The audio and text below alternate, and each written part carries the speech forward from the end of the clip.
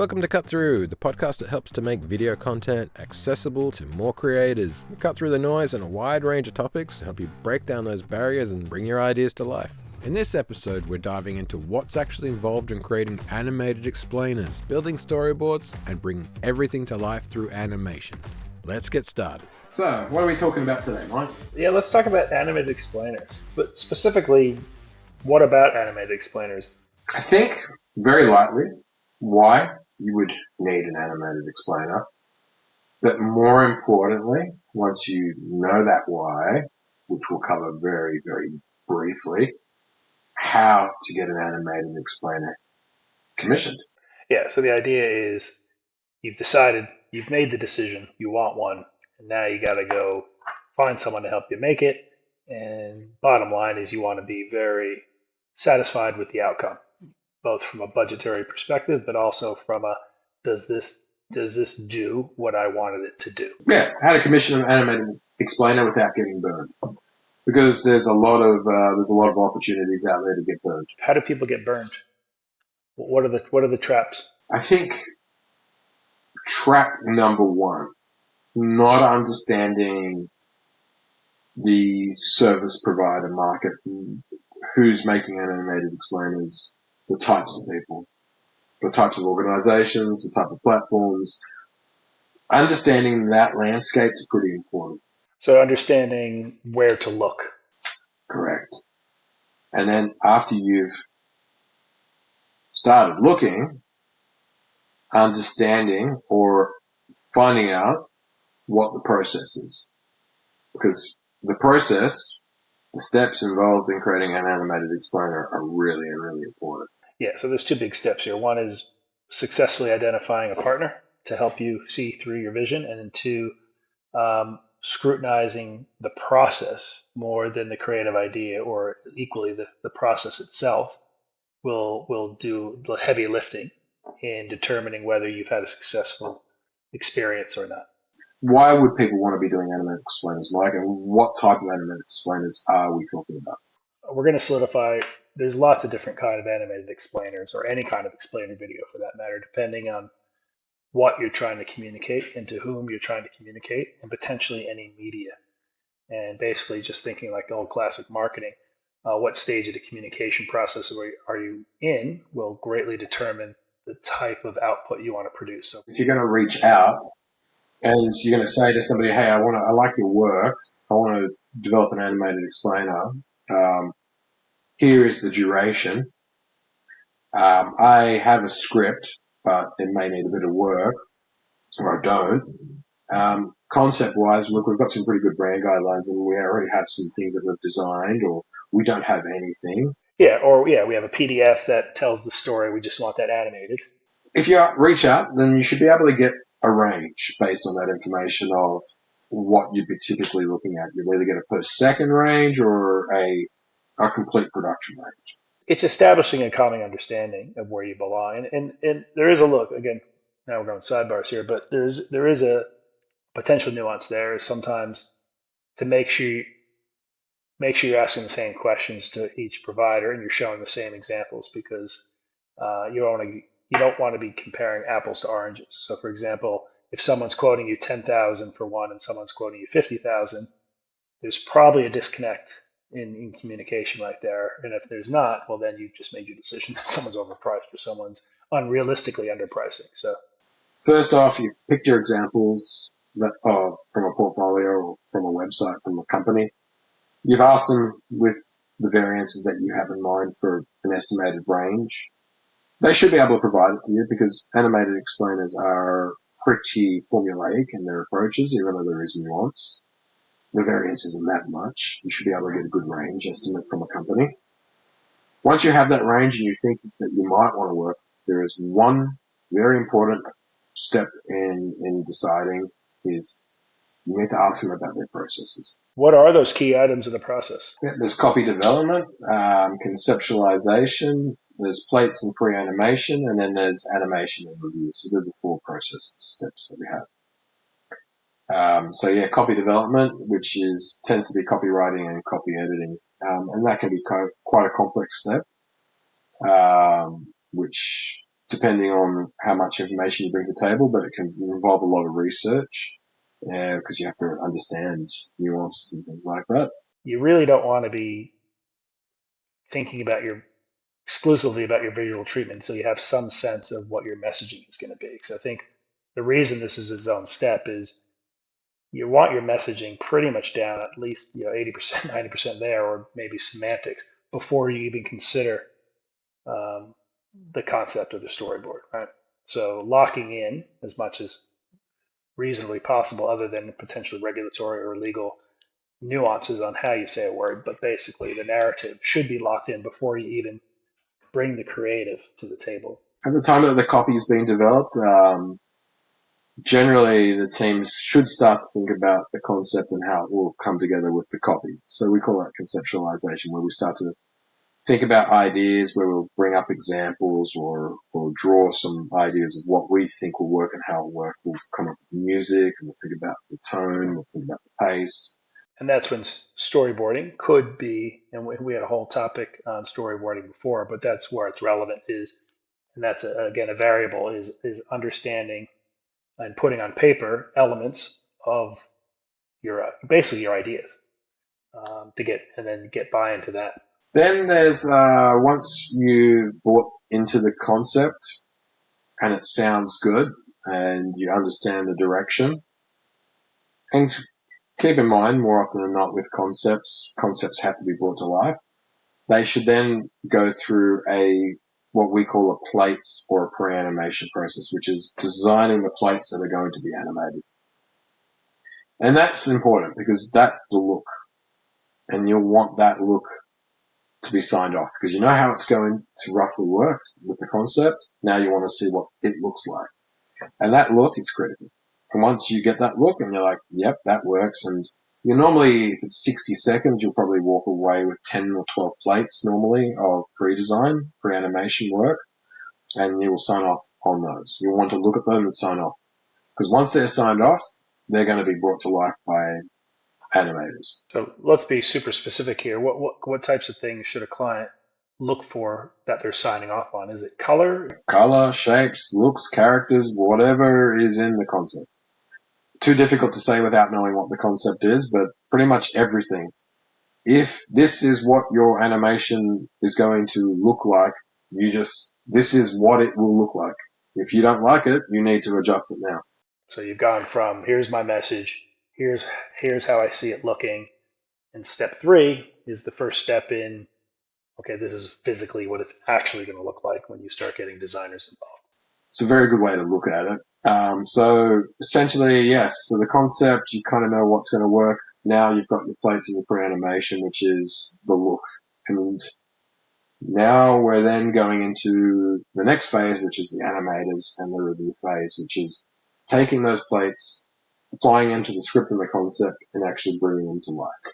The animators got the hardest job, but we make their job easy in terms of being able to execute the vision that we have by following those steps. You want an animator to apply their skills as an animator and not be involved with the discussions of what should we be doing or what should it look like or how should we do it. You just want them to do what they're good at. Turn this idea into moving vision. That's our process. Others will have maybe different processes, but it should be very similar.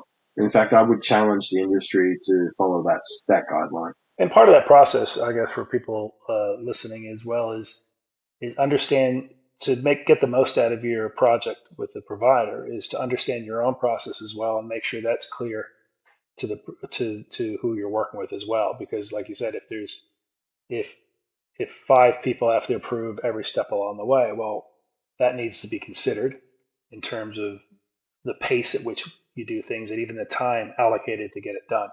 Good news is actually you're not, with this kind of project, you're not limited to local organizations. You can cast your net wide. You can go international. That's true. This is of all the remote services in the creative space, this is probably the most remotable one. Cast your net, find the potential service providers, cite an example, a reference if you like, reach out, reference the reference and, you know, give them a pre-brief with a bit of variance that's unique to your project, duration, uh, scripting requirements, concepting requirements. I think it's okay to have a discussion before a formal brief to inform your own brief, which is I just want to bounce a few ideas. I'm not really sure what I want exactly. I don't even know how to write the brief because I don't know yet. So to your point, I think it's a really good idea to have a pre-discussion to start teasing out some of those key variables that will inform a very good brief. So again, I'm not going to absolve people from writing a good brief. I think that's still imperative to everything that anyone does in all this space. But I think it's a good idea to have a pre-discussion so your brief is tight and aligned to your needs and also some of the limitations of budgets. So yeah, reach out to, you know, a service provider. If they've got examples of work that you want to, that you like, reference the work. Give them a pre-brief, which has durations, kind of your requirements. If you have copy requirements or scripting requirements or concept requirements, just give those that pre-brief information. Ask for a cost range just so you can ascertain whether the potential range of cost is within your parameters, because there's no point in wasting your time or their time if it's not. Um, no prejudgment there at all from my end, just makes sense.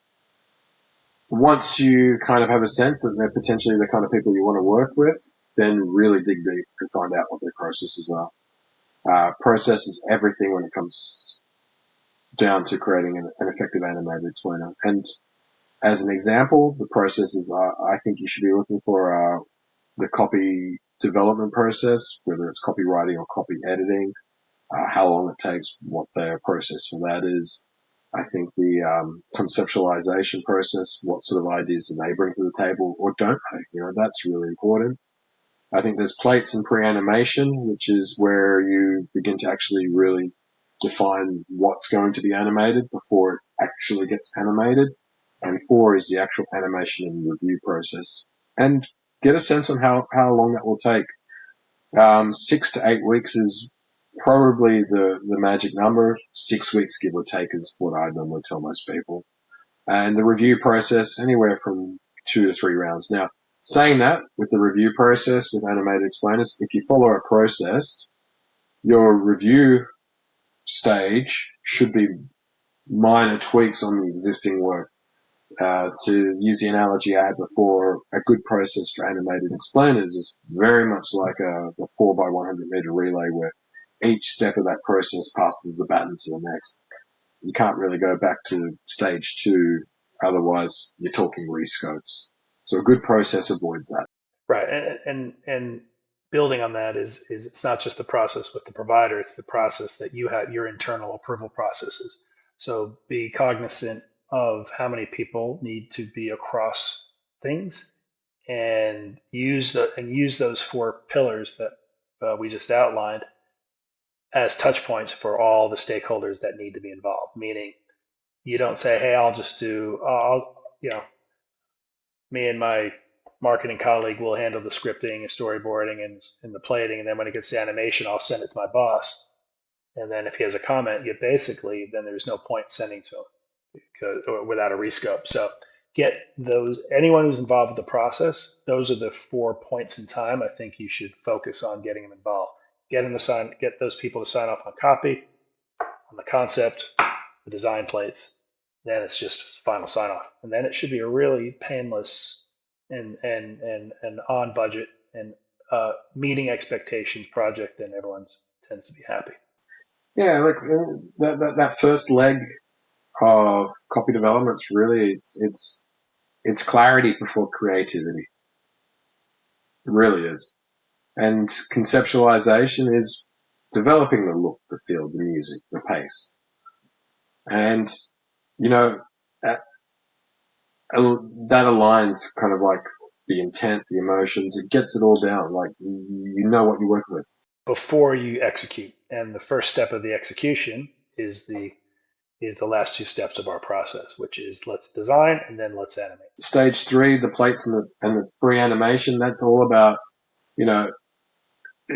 it's about explaining what you're going to see, and that's critical. And that also allows for minimal revisions later, because once it's animated, it's hard to change. And that's the critical step. You want to lay the foundations for the animation to happen flawlessly on a well-executed plan. And that brings it to life. The animation brings it to life, smooth transitions. It's the timing, it's the energy.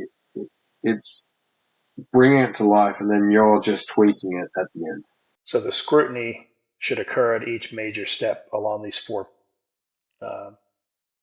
milestones, not at the end. The end should just be the culmination of all that work. If you like an animation with the company, and it's pretty sophisticated, the animation style, you really like the look and the feel of it, you can also ask about how can you take that style, but is there a way to reduce the complexity so that you can reduce the cost? Because sometimes it's possible to do things a little differently. You can reduce animation complexity. But that's a really interesting insight, which is by having that discussion and identifying those pieces, you can understand what you really like about that piece and realize there are different ways to achieve 90% of what you liked at maybe 50% of the price. So again, you could do it that way, but you can achieve most of that by doing it this way, and that's a better outcome. And that's usually part of a healthy iterative process with a provider, is to have those clear and open discussions about what you like and what your budget limitations are. And again, it's the classic, you can boil down all these little tips and tricks to one thing, is just clear communication. Identify what you like and make sure it's within your budget range, and drill down and really get pedantic about process with whoever you're asking, because that will tell you a lot. Thanks for watching and listening to this episode of Cut Through. If you liked it, hit subscribe, and if you've got thoughts or questions, we'd love to hear from you. See you next time.